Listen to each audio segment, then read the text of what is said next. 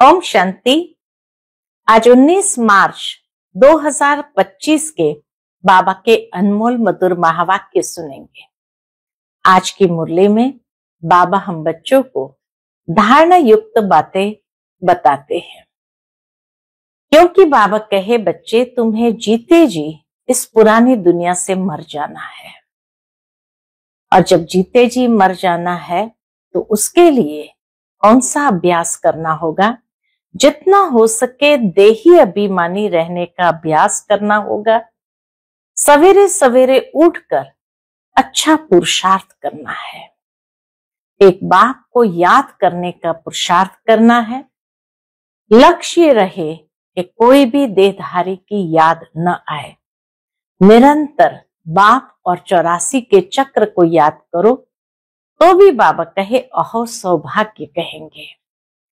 ये पुरानी दुनिया, पुराने देह का भान छोड़ते जाना है। तो सुनते हैं आज के बाबा के अनमोल मधुर महावाक्य। ओम शांति। मीठे बच्चे, तुम्हें इस पुरानी दुनिया, पुराने शरीर से जीते जी मरकर घर जाना है। इसलिए देह अभिमान छोड़ देही अभिमानी बनो। आज की मुरली से प्रश्न है, अच्छे अच्छे पुरुषार्थी बच्चों की निशानी क्या होगी। उत्तर, जो अच्छे पुरुषार्थी है वह सवेरे सवेरे उठकर देही अभिमानी रहने की प्रैक्टिस करेंगे। वह एक बाप को याद करने का पुरुषार्थ करेंगे। उन्हें लक्ष्य रहता है कि और कोई देहधारी याद न आए। निरंतर बाप और 84 के चक्र की याद रहे, यह भी अहो सौभाग्य कहेंगे। ओम शांति। अभी तुम बच्चे जीते जी मरे हुए हो। कैसे मरे हो? देह के अभिमान को छोड़ दिया तो बाकी रही आत्मा। शरीर तो खत्म हो जाता है, आत्मा नहीं मरती। बाप कहते हैं जीते जी अपने को आत्मा समझो और परम पिता परमात्मा के साथ योग लगाने से आत्मा पवित्र हो जाएगी। जब तक आत्मा बिल्कुल पवित्र नहीं बनी है तब तक पवित्र शरीर मिल न सके।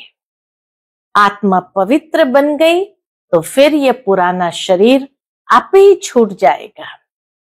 जैसे सर्प की खाल, बाबा के जैसे सर्प अपनी खाल को छोड़ देता है, ऐसे आप ही ये पुराना शरीर भी छूट जाएगा।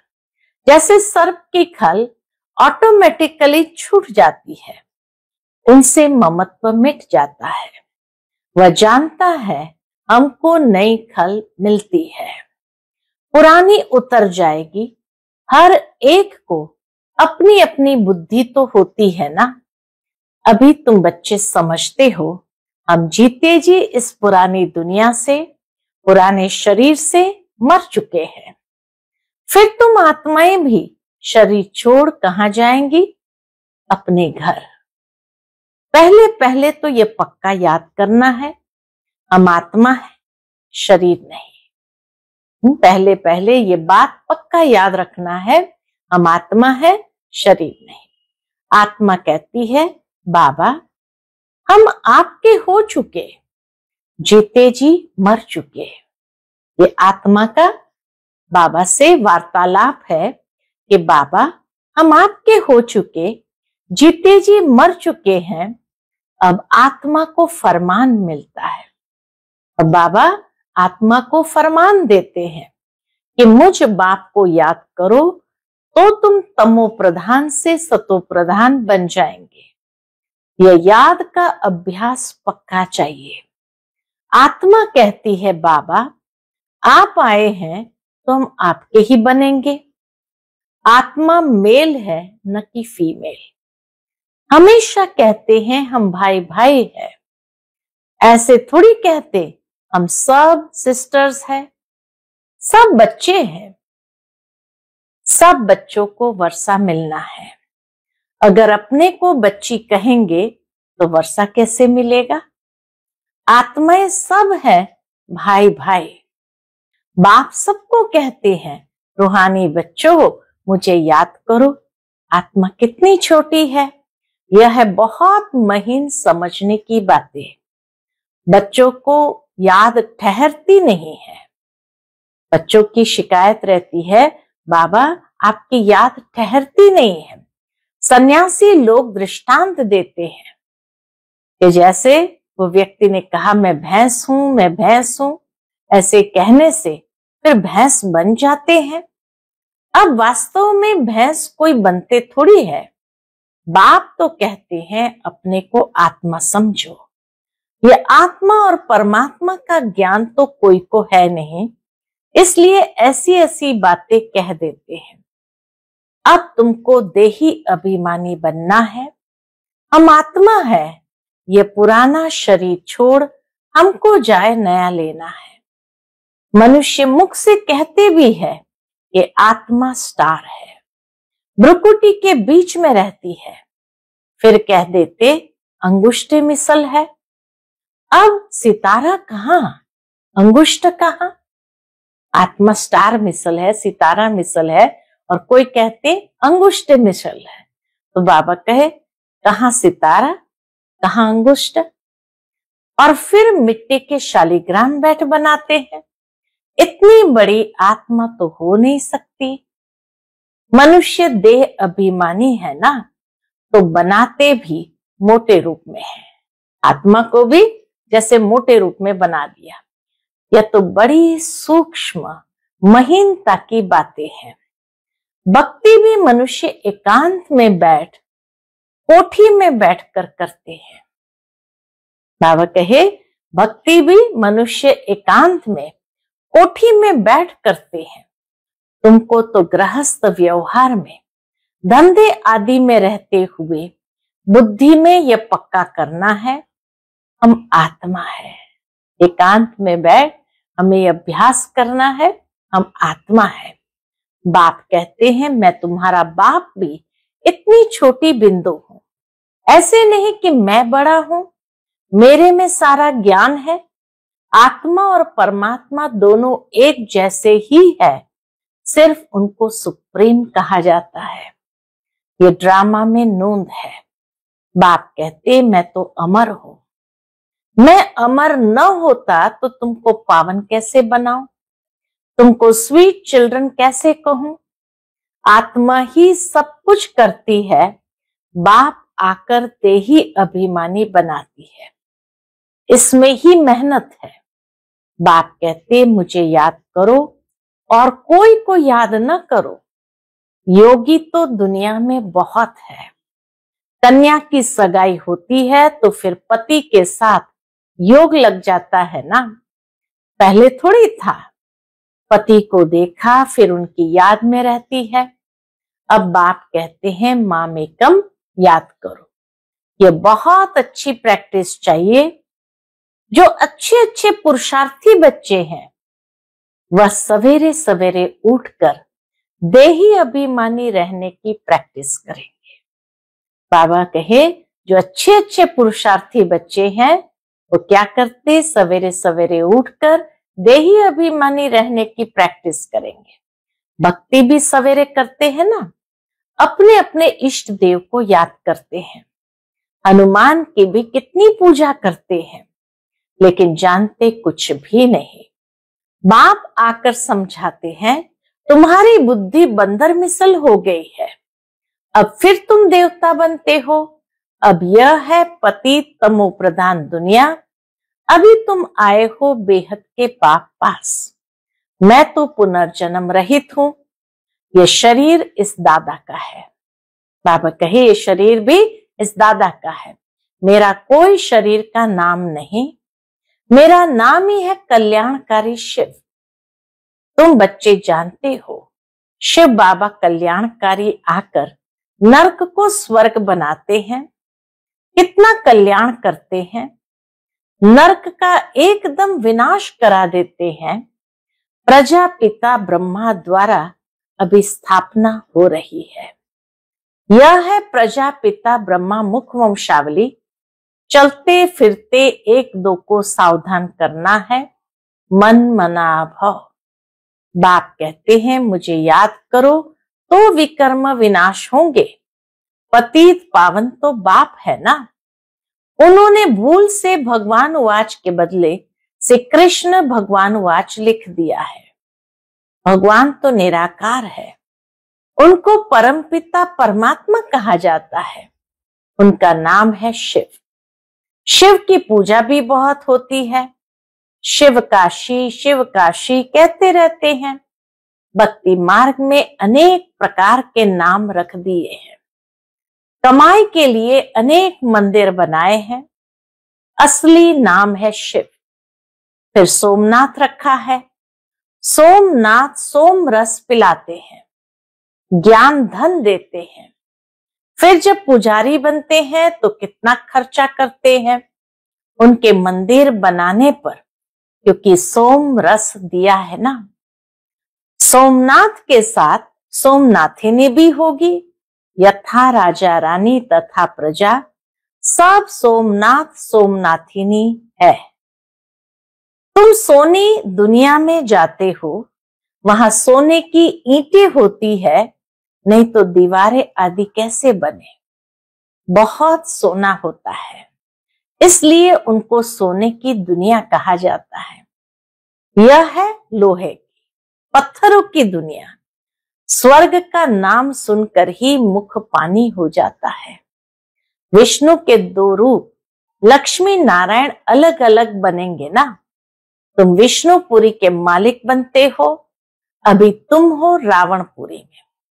तो अब बाप कहते हैं सिर्फ अपने को आत्मा समझ मुझ बाप को याद करो।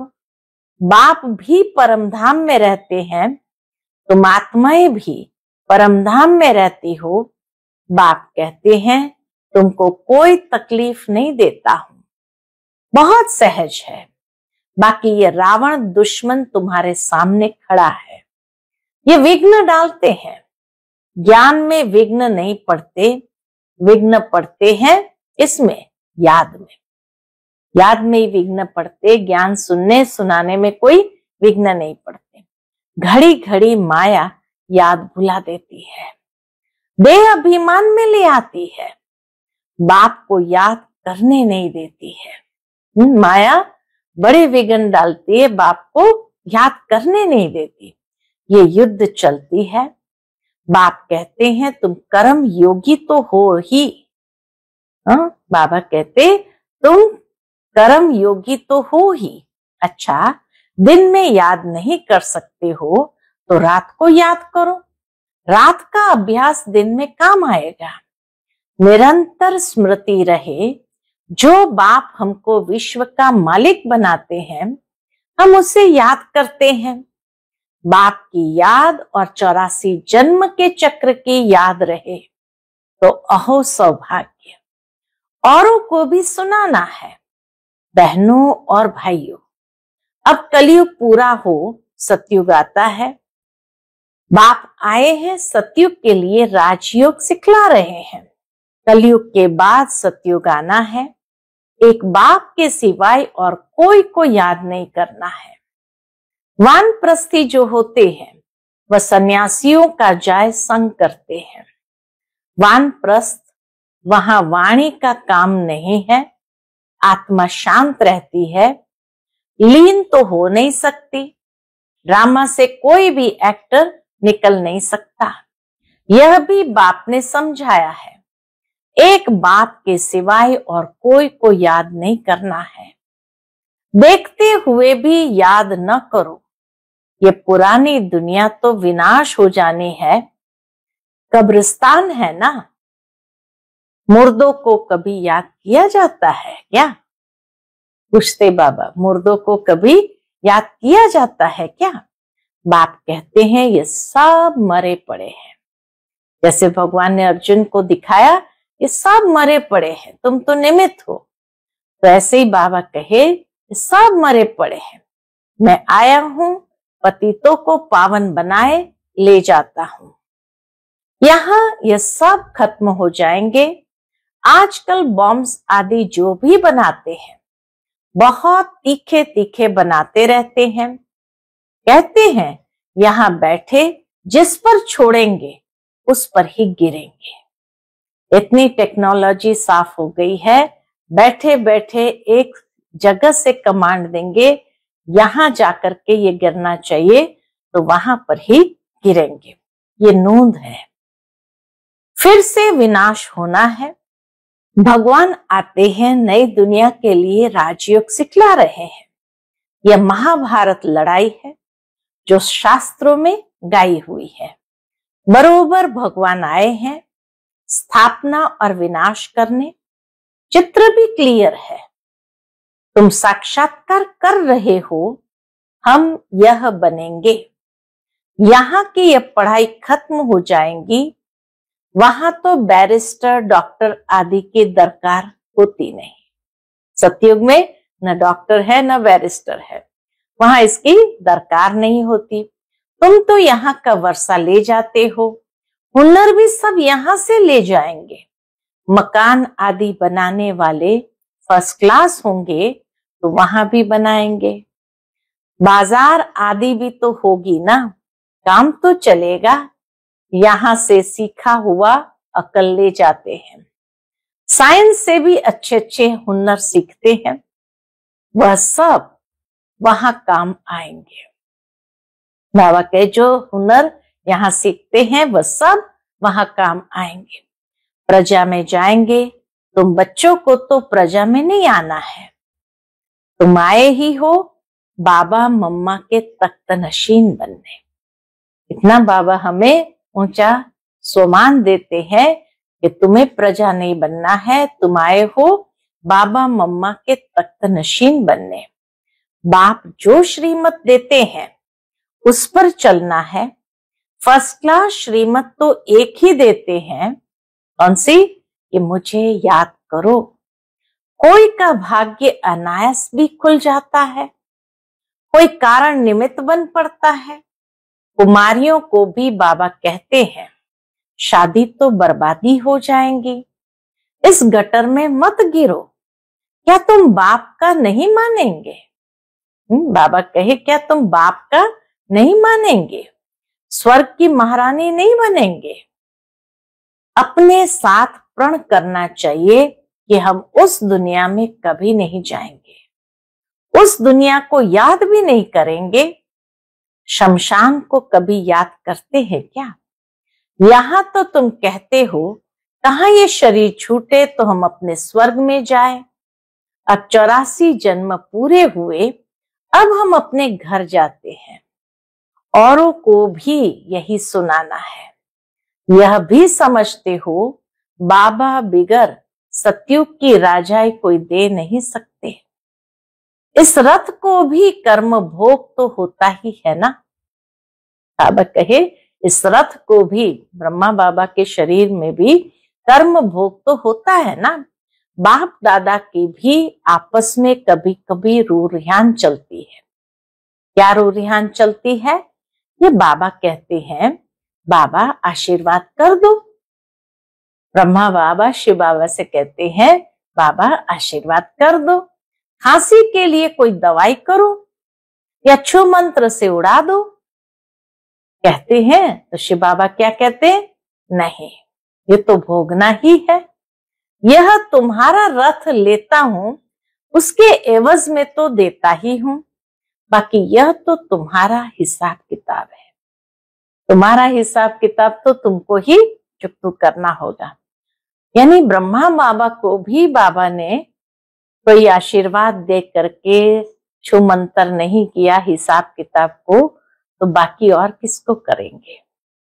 अंत तक कुछ न कुछ होता रहेगा। ब्रह्मा बाबा को भी कहा शिव बाबा ने अंत तक कुछ न कुछ होता रहेगा।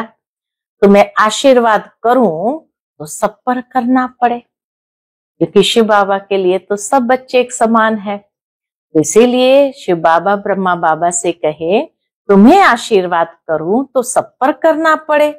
आज यह बच्ची यहाँ बैठी है, कल ट्रेन में एक्सीडेंट हो जाता है, मर पड़ती है, बाबा कहेंगे ड्रामा। ऐसे थोड़ी कह सकते हैं कि बाबा ने पहले क्यों नहीं बताया। ऐसा कायदा नहीं है। मैं तो आता हूं पतित से पावन बनाने। बाबा का धंधा ही है पतितों को पावन बनाना। ये बतलाने थोड़ी आया हूं। ये हिसाब किताब तो तुमको अपना चुकतू करना है। इसमें आशीर्वाद की बात नहीं। इसके लिए जाओ सन्यासी के पास। बाबा के आशीर्वाद चाहिए तो जाओ सन्यासियों के पास। बाबा तो बात ही एक बताते हैं। बाबा तो बात ही एक बताते हैं। मुझे बुलाया ही इसलिए है कि हमको आकर नर्क से स्वर्ग में ले जाओ। गाते भी है हे पतित पावन सीताराम, परंतु अर्थ उल्टा निकाल दिया है। फिर राम की बैठ महिमा करते हैं, रघुपति राघव राजा राम। बाप कहते इस भक्ति मार्ग में तुमने कितने पैसे गंवाए हैं। एक गीत भी है ना, क्या कौतुक देखा। उस समय का एक गीत होगा, क्या कौतुक देखा। देवियों की मूर्तियां बनाए पूजा कर फिर समुद्र में डुबो देते हैं। अब समझ में आता है कितने पैसे बर्बाद करते हैं। फिर भी यह होगा। बाबा कहे फिर भी यह होगा। सतयुग में तो ऐसा काम होता ही नहीं। सेकंड बाय सेकंड की नोंद है। कल्प बाद फिर यही बात रिपीट होगी। ड्रामा को बड़ा अच्छी रीति समझना चाहिए। अच्छा, कोई जास्ती नहीं याद कर सकते हैं तो बाप कहते हैं सिर्फ अलफ और बे, बाप और बादशाही को याद करो। अंदर में यही धुन लगा दो कि हम आत्मा कैसे 84 का चक्र लगाए आई है। चित्रों पर समझाओ, बहुत सहज है। यह है रूहानी बच्चों की रूरिहान। बाप रूरिहान करते ही है बच्चों से, और कोई से तो कर न सके। जो बाप को जानते ही नहीं तो उनसे बाबा कैसे रूरिहान करेंगे। बाप कहते अपने को आत्मा समझो, आत्मा ही सब कुछ करती है। बाप याद दिलाते हैं तुमने 84 जन्म लिए हैं, मनुष्य ही बने हैं। जैसे बाप ऑर्डिनेंस निकालते हैं कि विकार में नहीं जाना है, ऐसे यह भी ऑर्डिनेंस निकालते हैं कि किसको रोना नहीं है। बाबा ऑर्डिनेंस निकालते किसी को भी रोना नहीं है। सतयुग त्रेता में कभी कोई रोते नहीं, छोटे बच्चे भी नहीं रोते हैं। रोने का हुक्म नहीं, वह है ही हर्षित रहने की दुनिया। उसकी प्रैक्टिस सारी यहाँ करनी है। सदा हर्षित रहने की प्रैक्टिस यहाँ करनी है। अच्छा, मीठे मीठे सिक्किलदे बच्चों प्रति माता पिता बाप दादा का याद प्यार और गुड मॉर्निंग। रूहानी बाप की रूहानी बच्चों को नमस्ते। हम सब रूहानी बच्चों की रूहानी माता पिता बाप दादा को याद प्यार, गुड मॉर्निंग और नमस्ते नमस्ते। शुक्रिया बाबा, शुक्रिया। आज की मुरली से धारणा के लिए मुख्य सार है। पहली पॉइंट, बाप से आशीर्वाद मांगने के बजाय याद की यात्रा से अपना सब हिसाब किताब चुकता करना है। पावन बनने का पुरुषार्थ करना है। इस ड्रामा को यथार्थ रीति समझना है। दूसरी पॉइंट, इस पुरानी दुनिया को देखते हुए भी याद नहीं करना है। कर्म योगी बनना है। सदा हर्षित रहने का अभ्यास करना है। कभी भी रोना नहीं है। आज का बाप दादा का मधुर वरदान हम बच्चों के प्रति है, प्रवृत्ति में रहते मेरेपन का त्याग करने वाले सच्चे ट्रस्टी माया जीत भव। प्रवृत्ति में रहते मेरेपन का त्याग करने वाले सच्चे ट्रस्टी माया जीत भव। जैसे गंदगी में कोई कीड़े पैदा होते हैं, जैसे गंदगी में कीड़े पैदा होते हैं, वैसे ही जब मेरापन आता है तो माया का जन्म होता है। माया जीत बनने का सहज तरीका है स्वयं को सदा ट्रस्टी समझो। ब्रह्मा कुमार माना ट्रस्टी। ट्रस्टी की किसी में भी अटैचमेंट नहीं होती, क्योंकि उनमें मेरापन नहीं होता। गृहस्थी समझेंगे तो माया आएगी और ट्रस्टी समझेंगे तो माया भाग जाएगी। इसलिए न्यारे होकर फिर प्रवृत्ति के कार्य में आओ तो माया प्रूफ रहेंगे। आज का स्लोगन है, जहां अभिमान होता है वहां अपमान की फीलिंग जरूर आती है। जहां अभिमान होता है वहां अपमान की फीलिंग जरूर आती है। आज का अव्यक्त इशारा है, सत्यता और सभ्यता रूपी कल्चर को अपनाओ। आपकी आंतरिक स्वच्छता, सत्यता उठने में, बैठने में, बोलने में, सेवा करने में लोगों को अनुभव हो, तब परमात्मा प्रत्यक्षता के निमित्त बन सकेंगे। इसके लिए पवित्रता की क्षमा सदा जलती रहे, जरा भी हलचल में न आए। जितना पवित्रता की क्षमा अचल होगी उतना सहज सभी बाप को पहचान सकेंगे। अच्छा, ओम शांति।